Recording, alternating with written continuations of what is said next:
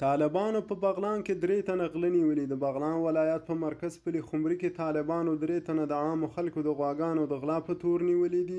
د طالبانو په رسمي ویبپاڼه الاماره خپر شوي خبر کې راغلي چې نیول شوي 3 واړه غله مطیع الله، سمیع الله او نوید د بغلان ولایت د صلاح اوبنو ولسوالۍ اوسیدونکي دي. سرچینه زیاتوي کسانو هڅه کوله چې پل خمري څخه غلا شوي غواګانې د غرونو لارې دوشي ولسوالۍ ته ولېږدوي چې په لاره کې د طالبانو لخوا ونیول شول. طالبان وايي نیول شوي کسان محبس ته انتقال کړي او دوسیه شرعي محکمې ته سپارل شوې ده. باید وویل شي چې طالبانو په دې وروستیو کې د پلازمینې کابل په شمول یو شمېر ولایاتو کې د غلو او اختطافګرو پر ضد ځانګړي قطعات تشکیل کړي چې په ځینو حساسو ځایونو کې په لیزري وسلو هم سمبال کړي دي. یوه میاشت وړاندې هم د کاپیسا ولایت په کوهستان حصه 2 ولسوالۍ کې د محصلو غلاو د زیاتېدونکو پیښو د مخنیوي او د خلکو د آرام ژوند برابرولو په خاطر طالبانو په لیزري وسلو سمباله یوه قطعه وګمارله